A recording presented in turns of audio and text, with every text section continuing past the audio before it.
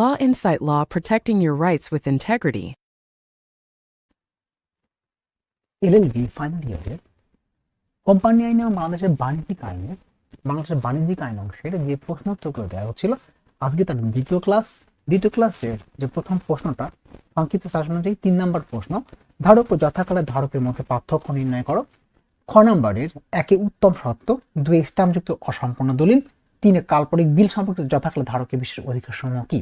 গ নম্বর, ক অন্য একটি বিনিময় বিল খুঁজে পায়, সে শেষ পৃষ্ঠা অঙ্কনকারী স্বাক্ষর জাল করে এবং ইহা সরল বিশ্বাসী ক্রেতা ক্ষয় নিকট হস্তান্তর করে।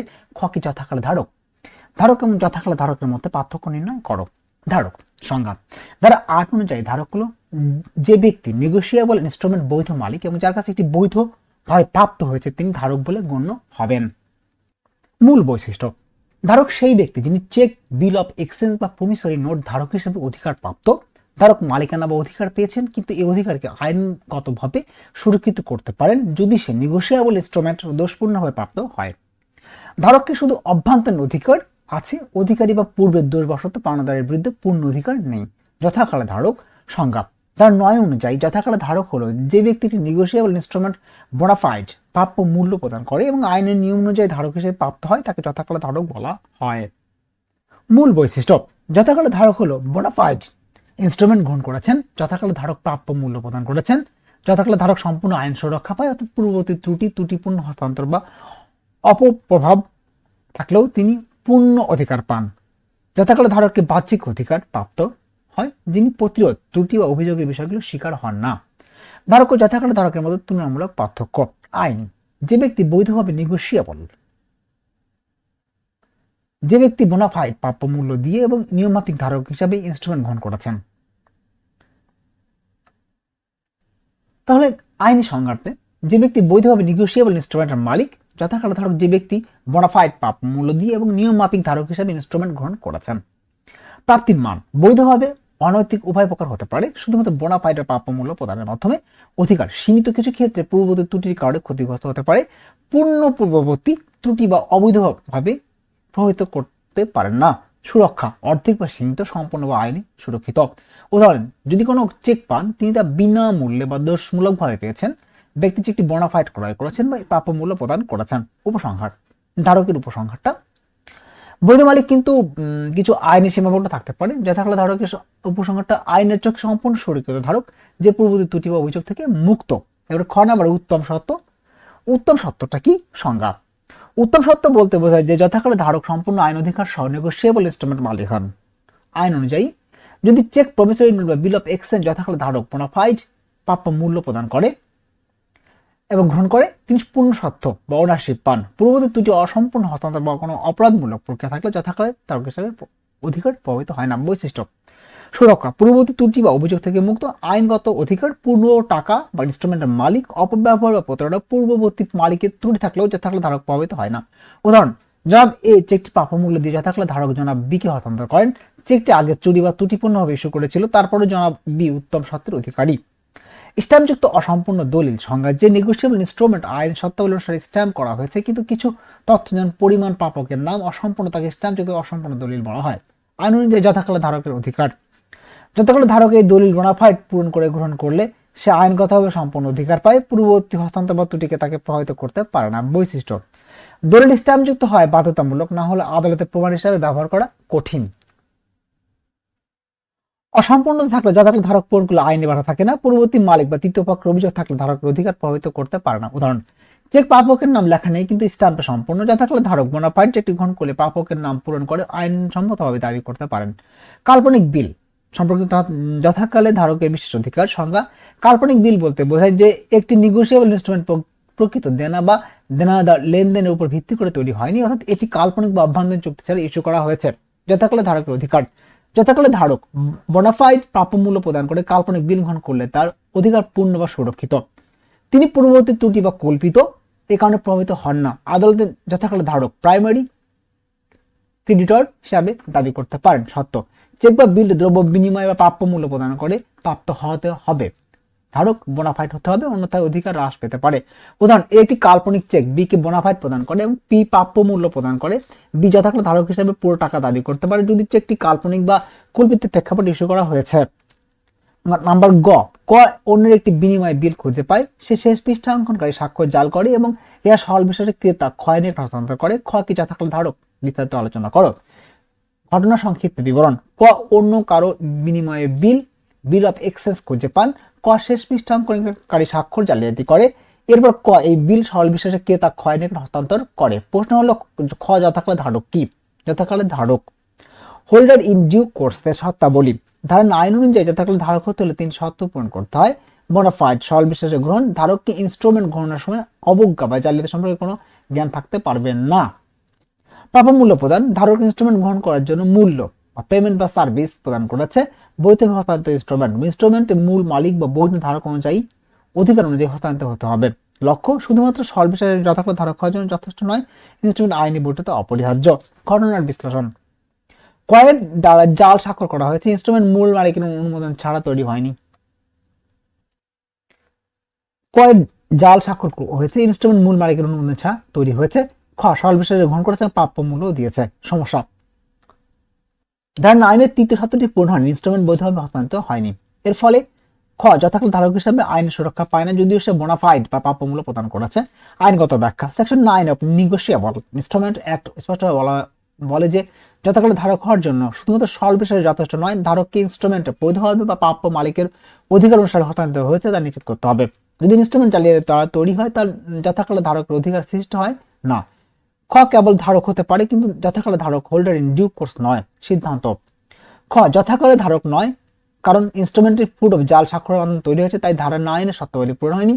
খ সুধারক হিসেবে সীমিত অধিকার পেতে পারে। খ অর্থাৎ পূর্ববর্তী মালিক বা জালের দ্বারা তৈরি হওয়া ত্রুটিগুলো তাকে প্রভাবিত করতে পারে। সরল বিশেষে তাকে যথেষ্ট নয়, আইনগতভাবে বৈধ হস্তান্তর অপরিহার্য। নাম্বার 4, যদিও রেলের প্রশাসনে মালের বাহকের কাজ করে, তবু পরিবহন আইন 1865 তাদের উপর প্রযোজ্য নয় কেন? পশু ও মালের বাহক হিসাবে রেলওয়ে প্রশাসন কর্তব্য দায় দায়িত্ব আলোচনা করো। রিস্ক নোটের ইস্যু উদ্দেশ্য কি? উদাহরণ, পূর্ণ বিমা এবং দ্বিভাগ বিশিষ্ট বিমার মধ্যে পার্থক্য দেখাও।